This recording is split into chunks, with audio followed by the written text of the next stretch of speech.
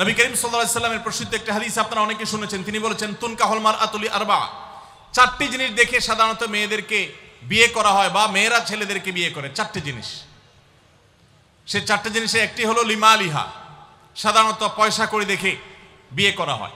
অনেক ছেলে ফেলে আছে দেখবেন, ছেলে ফেলে কি মুরব্বীরাও আছেন অনেকে, যে ছেলে বিয়ে করার জন্য পয়সাওয়ালা বাপের মেয়ে খুঁজে, আছে না নেই? পয়সাওয়ালা বাপের মেয়ে খুঁজে। কত যুবক যে এ পর্যন্ত চিরকুট লিখে পাঠিয়েছে আমাদের কাছে যে হুজুর বেকার, এর জন্য কেউ মেয়ে বিয়ে দিতে চায় না।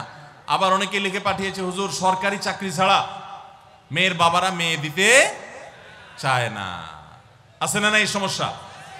তো নবী সাল্লাল্লাহু আলাইহি ওয়াসাল্লাম বলেছেন, সম্পদ দেখে অনেকে বিয়ে করে, আবার অনেকে রূপ লাবণ্য চেহারা ছবি দেখে বিয়ে করে, অনেকে সামাজিক অবস্থান প্রতিপত্তি বংশমর্যাদা দেখে বিয়ে করে, আর অনেকে দিনদারিতা ধার্মিকতা দেখে বিয়ে করে।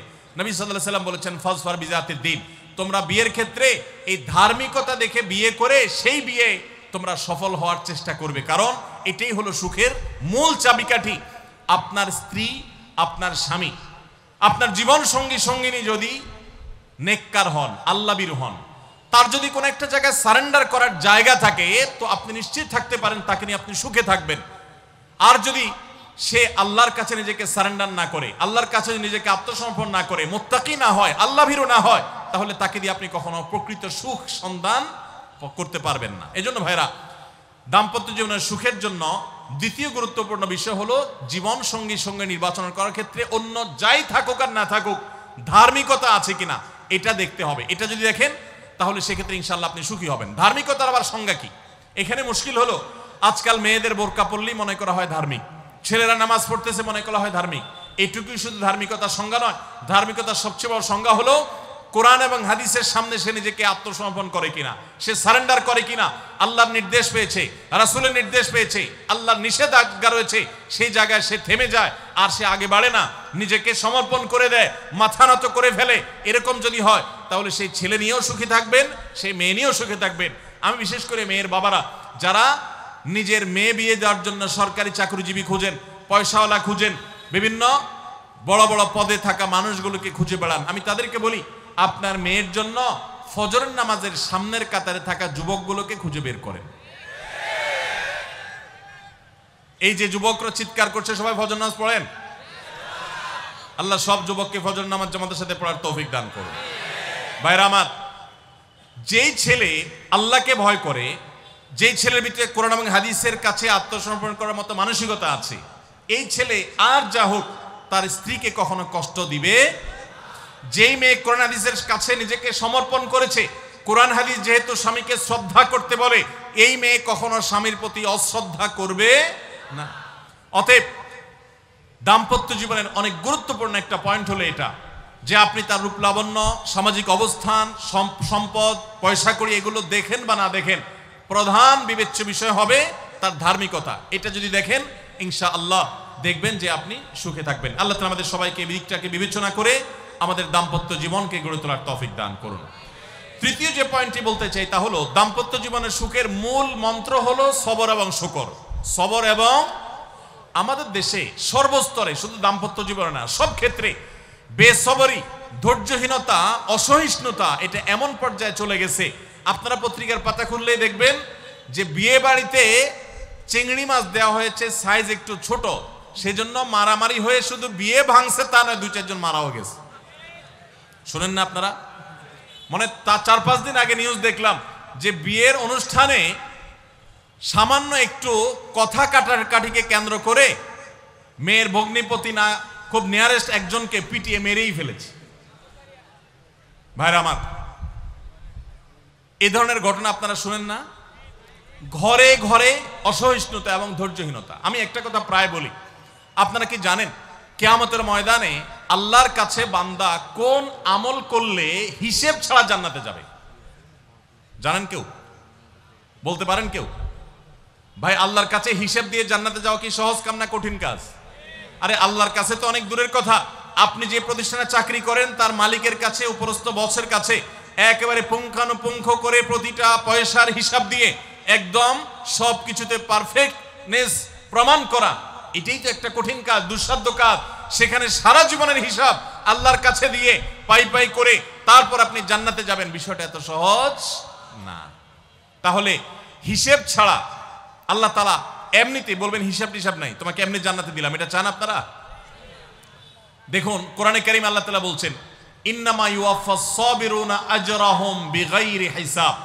আল্লাহ বিনিময় দেওয়ার ক্ষেত্রে, সওয়াব দেওয়ার ক্ষেত্রে দুনিয়াতে যারা সবরকারী হবে, যারা ধৈর্যশীল হবে, যারা সহিষ্ণু হবে, যারা নিজেকে নিয়ন্ত্রণ করতে পারবে, এই সবরকারীদেরকে আল্লাহ তাআলা হিসেব ছাড়া দিবেন, তাদেরকে সওয়াব দিবেন হিসেব ছাড়া। তাহলে আপনি যখন আপনার কর্মস্থলে থাকবেন আপনাকে ধৈর্য ধারণ করতে হবে, আপনি যখন পাবলিক পরিবহনে উঠবেন আপনার মাথা ঠান্ডা রাখতে হবে, আপনি যখন আপনার বাসা বাড়িতে থাকবেন আপনার মাথা ঠান্ডা থাকতে হবে। মাথা গরম হয়ে যায় যাদের, হট মেজাজ যারা, কথায় কথায় মাথা গরম হয়ে যায়, ধৈর্যহীন হয়ে যায়, যেখানে সেখানে গন্ডগোল বাধায় দেয়, মারামারি বাধায় দেয়, ধৈর্য সহ্য বলতে কিছু নাই, এই লোকগুলো কিন্তু এই সৌভাগ্যবান মানুষদের কাতারে শামিল হতে পারবে না। ঠিক একইভাবে দাম্পত্য জীবনে সুখী হতে হলে সবর এবং শকর এই দুইটা মূল মন্ত্রের কোনো বিকল্প পথ খোলা নেই। সেটা স্বামীর জন্য প্রযোজ্য, স্ত্রীর জন্য প্রযোজ্য। স্বামী হিসাবে আপনি স্ত্রীর অনেক অনিয়ম দেখতে পাবেন, অনেক কিছু দেখতে পাবেন, আপনার আকাঙ্ক্ষা, আপনার চাহিদা, প্রত্যাশার বিপরীত, আপনাকে সবর করতে হবে। ভাইরা আমার, আমাদের প্রিয় নবী সাল্লাল্লাহু আলাইহি সাল্লামের দাম্পত্য জীবনে কিন্তু টুনটান সমস্যা হয়েছে। আপনারা মনে করতে পারেন নবী সাল্লাল্লাহু আলাইহি সাল্লামের ঘর, ওনার স্ত্রীগণ সাহাবী, তারা উম্মুল মুমিনিন আমাদের মা, এত মর্যাদাবান মানুষ তারা, তাদের আবার ঝামেলা হয়েছে। ভাই দাম্পত্য জীবনে টুকটাক সমস্যা তাদেরও হয়েছে। প্রিয় নবী সাল্লাল্লাহু আলাইহি সাল্লাম নিজে একদিন বাসা ছেড়ে মসজিদে নববীতে এসে মন খারাপ করে বসেছিলেন, তিনি বাসায় যাচ্ছেন না, অভিমান করে। ওমর রাদিয়াল্লাহু তাআলা আনহু বিষয়টা বুঝতে পেরে তার মেয়ে যেহেতু নবী সাল্লাল্লাহু আলাইহি সাল্লামের স্ত্রী, তিনি সেখানে গিয়ে ভেতরে প্রবেশ করে তার সাথে কথা বলে তথ্য উদ্ঘাটন করে সেটা মিটমাট করার ব্যবস্থা করেছেন।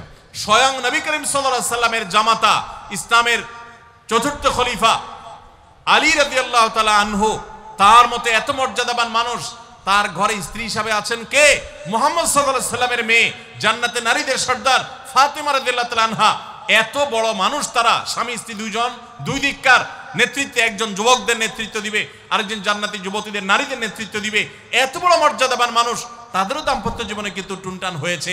একবার আলী রাদিয়াল্লাহু তাআলা আনহু এসে মসজিদে টানটান হয়ে শুয়েছিলেন মাটিতে, মনটা খারাপ, ঘরে একটু হালকা ঝামেলা হয়েছে, তো এই জন্য মসজিদে নববীতে এসে মাটিতে শুয়ে আছেন। নবী করিম সাল্লাল্লাহু আলাইহি ওয়াসাল্লাম দেখে বুঝতে পেরেছেন, টের পেয়ে গেছেন যে কিছু একটা হয়েছে বাসায়। তখন তিনি জামাইকে ডেকে বললেন, কমিয়া আবা তুরাব, এ মাটির বাপ, মাটিতে শুয়ে আছেন, এজন্য রসিকতা করে বললেন, এ মাটির বাপ উঠো, দাঁড়াও দেখি কি হয়েছে বলো।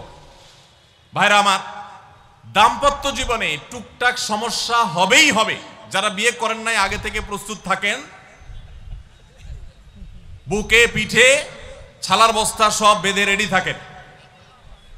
বিশেষ করে সময় যেভাবে গড়াচ্ছে তাতে করে সামনে থেকে হেলমেট পরেও যাওয়া লাগতে পারে। শুধু যাওয়া না, বাসায় ঢোকার সময় বাইক থেকে নামার পরে হেলমেটটা আগে খুলবেন না, আগে যা বুঝবেন পরিস্থিতি কি, তারপর হেলমেট খুলবেন। বুঝেন নাই? দাম্পত্য জীবনে টুকটাক সমস্যা হবেই, এটা প্রত্যাশিত। মনে রাখবেন, এই জিনিসটা যদি আপনি আগে থেকে মাথায় রাখেন তাহলে আপনার কষ্ট অনেকখানি দূর হয়ে যাবে। আমরা অনেকে আকাশ থেকে নেমে পড়ি, কি বলে, এত বড় সাহস, এই কথা বলতে পারে কেন? ভাই আশ্চর্য হচ্ছেন কেন? এর চেয়ে বেশি কথা বলতে পারে, মাথা বাড়ি মারছে, আরে ভাই ছুরি মারে নাই যে শুকর আদায় করে। বুঝেন নাই কথা? একই কথা বোনদের জন্য প্রযোজ্য। আমার মা বোন যারা শুনছেন তাদেরকে বলছি, আপনার স্বামীর একটা কথা শুনে আপনি আকাশ থেকে নেমে পড়ছেন, আকাশ ভেঙে পড়ছে মাথার উপরে, কি এটা বললো সে, আপনি ডিপ্রেসড হয়ে যাচ্ছেন। আরে বোন, ডিপ্রেসড হচ্ছেন কেন? এটা কেন? আরো শক্ত কথা আপনাকে বলতে পারে, এটা আপনি মাথায় রাখেন। কারণ দিন শেষে তিনি মানুষ, তার ভুল হতে পারে, একটা সময় তিনি তার ভুল বুঝতে পারেন। দাম্পত্য জীবনে যদি স্বামী স্ত্রী উভয়ে যদি ধৈর্যশীল না হয়, সবরকারী না হয়, হুটহাট রিয়াকশন করে ফেলে, কখনো দাম্পত্য জীবনে সুখী হওয়া সম্ভব নয়। মনে রাখতে হবে, একসাথে থাকতে গেলে, দুইটা পাতিল একসাথে থাকতে গেলে টুনটান লাগে না, বাধে হয় না? আপনার কাছে যদি কেউ এসে গাল গল্প দেয়, দেখবেন অনেকে গাল গল্প দেয়, গাল গল্প দেওয়া লোক আছে না নাই? ভাই 30 বছর সংসার করেছি, জীবনে আমাদের একটা কথা হয়নি। ডাহা মিথ্যুক, এ লোক ডাহা মিথ্যুক।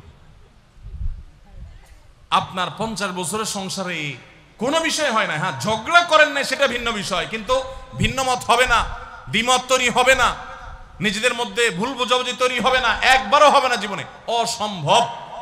মুহাম্মদ সাল্লাল্লাহু আলাইহি সাল্লামের ঘরে যদি হয়ে থাকে, আলী রাদিয়াল্লাহু তাআলা ফ্যামিলিতে যদি হয়ে থাকে, সাহাবীদের ঘরে ঘরে যদি হয়ে থাকে, আপনি কে?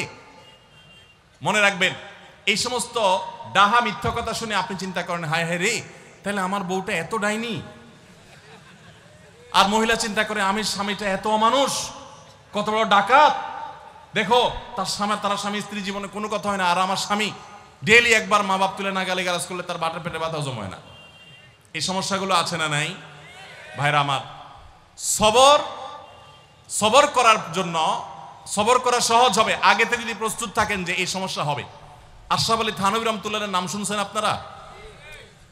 ভারত মহাদেশের এমন একজন আলেম ছিলেন, খুব বিচক্ষণ মানুষ ছিলেন, অনেক বিদগ্ধ মানুষ ছিলেন, অনেক বড় আল্লাহওয়ালা ছিলেন, নেককার মানুষ ছিলেন। তো থানভী রাহমাতুল্লাহর কাছে এক লোক এসে বলল, হুজুর, আমার বাসায় যখনই যাই দরজাটা খুলতে দেরি, আমার মাথার উপরে আকাশ ভেঙে পড়তে দেরি নেই। যেটাই করি, বাজার করে এনে তার হাতে দিলেও রাগ, রাখলেও রাগ, আমার সাথে সারাদিন শুধু ঘেউ ঘেউ করে। হুজুর, আর সহ্য করতে পারি না, আমারে কোনো দোয়া দুরুদ আমল শিখাই দেন যে আমার এই বাসার অত্যাচারটা যেন থামে। তো থানভী রাহমাতুল্লাহ বললেন যে, শোনো, তোমার একটা বুদ্ধি শিখাই দেই, দোয়া দুরুদ না। বুদ্ধি হলো, এখন থেকে বাসায় গিয়ে দরজা নক করবা, যে নক করার আগে 1 মিনিটের মোরাকাবা করবা। কি করবা? মোরাকাবা বুঝেন? ধ্যান। ধ্যান, এটা কল্পনার জগতে ডুবে যাবা 1 মিনিটের জন্য, জাস্ট 60 সেকেন্ড। কি ধ্যান করবা? দরজা যায় থামবা, থেমে চোখ বন্ধ করে মাথাটা নিচু করে চিন্তা করবা, আমার ঘরের ভিতরে একটা কুকুর আছে, এটাতে আমার রাগ হওয়ার তো কিছু নাই। কুকুর কেন ঘেউ ঘেউ করছে এটা জিজ্ঞেস করার তার এক বোকামি। অতএব এটা আমি মাথায় কিছু নেব না, ইগনোর করব। কুকুর থাকলে কুকুর তো ঘেউ ঘেউ করবেই, এটা চিন্তা করে এরপরে বিসমিল্লাহ পড়ে নক করবা। তো এই বুদ্ধি অনুযায়ী পরের দিন আসছে বাসা, আগে 1 মিনিট মোরাকাবা করছে, এরপরে দরজা নক করছে। যথারীতি দরজা খোলার পরেই শুরু হয়ে গেছে যুদ্ধ, ইউক্রেন রাশিয়া, এখন ইসরায়েল ইরান। যুদ্ধ শুরু হয়ে যাওয়ার পর এই লোক অন্যান্য দিন সেও টুকটাক রিয়াকশন করে, হাতাহাতি, বকাবকি, দুই পক্ষ থেকে টুকটাক হামলা পাল্টা হামলা হইতো। কিন্তু আজকে সেই লোকটা আর হামলা টামলা তার করা দূরের কথা, উল্টা সে মিটমিট করে হাসতেছে, এবং একটা পর্যায়ে আর নিয়ন্ত্রণ করতে না পারে ফিক করে হাসেই দিছে। এবার বউ চিন্তা করতেছে কাহিনী কি, কারণ যারা ঝগড়া করে তাদের সাথে পাল্টা ঝগড়া না করলেও কিন্তু মেজাজ গরম হয়। কদিন আগে শুনছেন না পত্রিকা যে এক মহিলা স্বামীরে ডিভোর্স দিছে, কেন? কারণ স্বামী ঝগড়া করে না। কদিন আগে পত্রিকা দেখছেন। এই মহিলা যখন দেখছে স্বামী হাইসা দিছে, সে এবার ঝগড়া টগড়া থামায়া বলতেছে, ঠান্ডা মাথা বলছে, কাহিনী কি বলো তো, তুমি হাসতেছো কেন? বল না না কিছু না কিছু না। সে তো বলবে না। স্বামী মনে করছে হয়তো অন্য কোনো কাহিনী আছে, কোনোভাবে উদ্ধার করতে পারে নাই। পরের দিন আবার সেম কাহিনী, আবারও হেসে দিচ্ছে। মহিলা চিন্তা করছে ব্যাপার কি, বলে না আজকে তো তোমার একদিন কি আমার একদিন, বলতেই হবে তোমার। কেন তুমি হাসতেছো? আমার ঝগড়ার বিনিময়ে তুমি ঝগড়া না করে হাসতেছো, অপমান করতেছো। আমার ঝগড়ার কোনো দাম নাই, আমি কি কথা বলতেছি না, এগুলো কোনো মূল্য নাই। যখন চেতে যাচ্ছে এবার বলতেছে, শোনো, তুমি যেহেতু জোরই করতেছো, তাইলে আমি বলি, আমি গেছি এক হুজুরের কাছে, হুজুর আমার এই বুদ্ধি শিখাই দিছে, আমি সেই বুদ্ধি অনুযায়ী চিন্তা করি। এখন আমি চোখের সামনে যখন চিন্তা করি যে কুকুর গেউ করতেছে, আমার হাসি আসে। ও চিন্তা করে, কি বললা তুমি? তাহলে তুমি এই মনে করো আমারে? এবার থেকে বেচারে ঝগড়া করার আগেই তার থেমে যায়, চিন্তা করে হায় হায়, আমি ঝগড়া করলে তো সে মনে মনে আমার ওইটা চিন্তা করবে। বুঝতে পারছেন? দাম্পত্য জীবনে একটু বুদ্ধিশুদ্ধি করে না চললে, শুধুমাত্র সোজা হয়ে দোয়া দুরুদ পড়বেন আর সব সোজা হয়ে যাবে, শুয়ের মধ্যে এত সোজা না। একটু বুদ্ধিশুদ্ধি খাটায় চলতে হয় এবং সবর করতে হয়। এই যে ভদ্রলোক যদি সবর না করতেন, তাহলে মারামারি কাটাকাটি করে কখনো সমাধান হয় না। স্বামী স্ত্রী উভয়কেই আমরা এই যে ঘটনা বলেছি, এই ঘটনার মাধ্যমে কাউকে ছোট করার উদ্দেশ্য না, জাস্ট বোঝানোর উদ্দেশ্য। এটা বিপরীত দিক থেকেও হতে পারে যে আমরা সবর করতে হবে দাম্পত্য জীবনে। তাহলে আগে থেকে যদি এই ঘটনা বলার উদ্দেশ্য হলো যে এই ভদ্রলোক আগে থেকে যখন অপেক্ষা করছেন যে হ্যাঁ অনাকাঙ্ক্ষিত কিছু হতেই পারে, তখন এটার জন্য প্রস্তুত থাকার কারণে আর তার ঝামেলা বাড়ে নাই, বরং কমছে।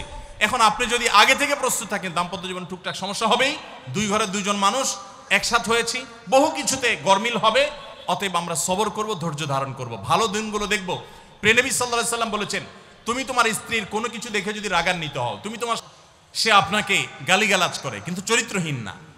অনেকের স্বামীটা খুব ভদ্র কিন্তু চরিত্রহীন, ব্যবহার ভালো করে চরিত্রহীন, তাদের কষ্ট আপনার চাইতে কম না। অনেকের স্বামী খুব ভদ্র কিন্তু বেকার, 2 পয়সা কামাই করতে পারে না, সারাদিন ঘরে বসে বসে খায় আর শ্বশুরবাড়ি থেকে যৌতুক এনে আইনা খায়, নিশ্চয় আপনি তার চাইতে ভালো আছেন। মানুষ এভাবে যখন ভালো দিকগুলো চিন্তা করবে তখন তার ভিতরে শকর আসবে। তাহলে দাম্পত্য জীবনে সুখ শান্তির জন্য তৃতীয় করণীয় হলো সবর এবং শকরের চর্চা করা। আল্লাহ আমাদের সবাইকে তৌফিক দান করুন। 4 নম্বর হলো স্বীকৃতি দিতে জানা। অনেক লোক আছে নিজেকে খুব শিয়ানা মনে করে, স্বামী হয়ে বউর তারিফ করতে রাজি না, বউ হয়ে স্বামীর তারিফ করতে। দাম্পত্য জীবনের সুখের জন্য একে অন্যের তারিফ করার কোনো বিকল্প নাই। প্রিয় নবী সাল্লাল্লাহু আলাইহি সাল্লাম তার স্ত্রীদের তারিফ করতেন, প্রশংসা করতেন। আয়েশা রাদিয়াল্লাহু তাআলা আনহাকে বলেছেন যে আয়েশা, তোমার অবস্থানটা হলো খাদ্যের মধ্যে সারিদ নামক একটা বিশেষ খাদ্য আছে, রুটি এবং গোশতের ঝোল মিছিয়ে আরবরা খায়।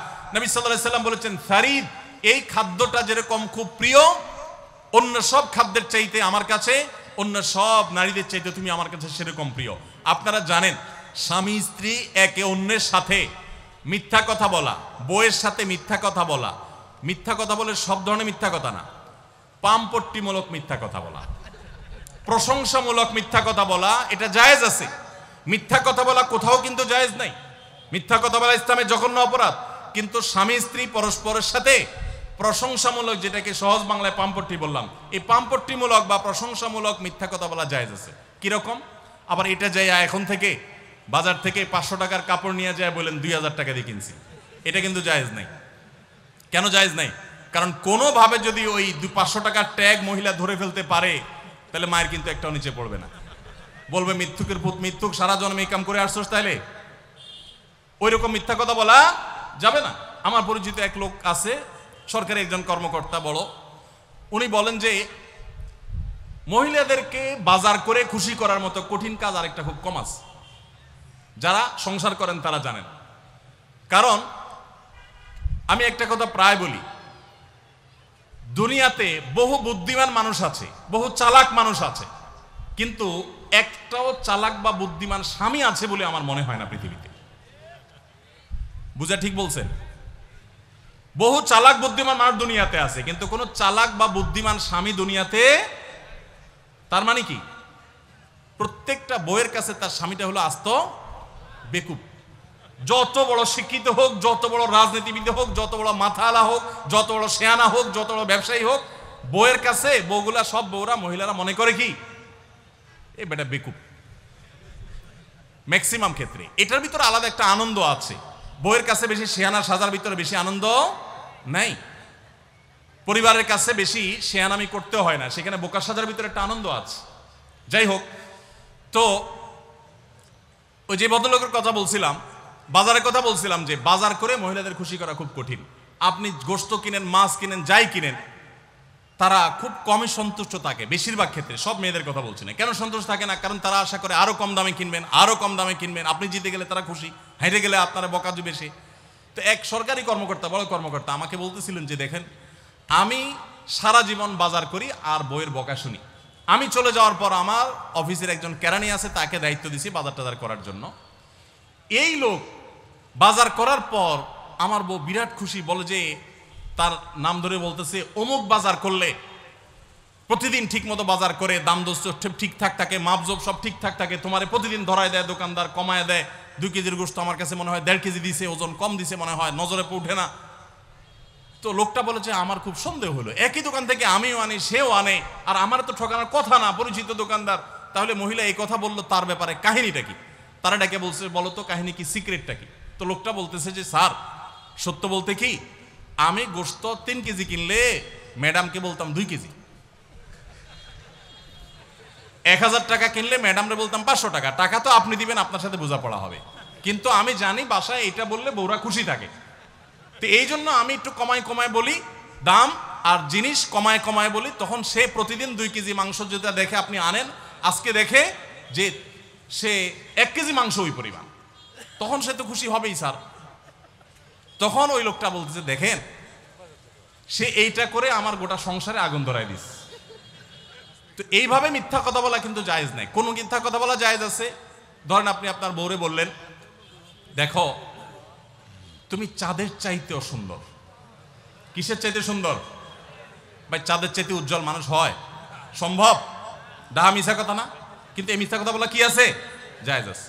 সৌদি আরবের একজন আলেম ডক্টর আয়েজ আল কারনি, মুসলিম বিশ্বের সবচেয়ে জনপ্রিয় আলেমদের মধ্যে একজন, ওনার একটা বক্তব্য আমি শুনেছি, অত্যন্ত চমৎকার কথা বলেন এবং দারুণ দারুণ টিপস দিয়ে থাকেন। উনি বলেন যে একটা ইউনিভার্সিটি প্রোগ্রামে স্টুডেন্টদের সামনে উনি বলছিলেন যে আমি একবার একটা আইডিয়া দিয়েছি দাম্পত্য জীবনের সুখ শান্তির জন্য। বলেন যে এটা ইমপ্লিমেন্ট করে অনেকেই সুফল পেয়েছেন, আমাকে ব্যক্তিগতভাবে জানিয়েছেন। টিপসটা কি? টিপসটা হলো উনি বললেন যে বাসায় ঢুকে মাঝে মধ্যে, সবসময় করলে আবার মাইর খাবেন, যখন দেখবেন বউয়ের মুড টুট ভালো আছে, বাসায় ঢুকে আস্তে করে লাইটের সুইচটা অফ করে দিবেন। তখন বউ কি ব্যাপার, লাইট বন্ধ করলা কেন?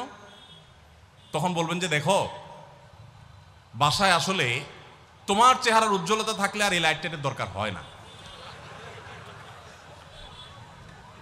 মহিলা ধরে ফেলবে যে আপনি পাম্পটি দিচ্ছেন, বাতাস দিচ্ছেন, কিন্তু পাম্প যাকে দেন সে যতই বুঝুক না কেন কিছু না কিছু কাজ হয়, কিছু না কিছু। একেবারে শতভাগ যদি বুঝে কাউকে প্রশংসা করছেন, সে বুঝে, তারপরে সে একটু খুশি হয়, ভালো লাগে। তো উনি বললেন যে শরবত বানায় আনছে বউয়ে, তখন বলবেন দেখো চিনি দিও না, চিনি দিও না।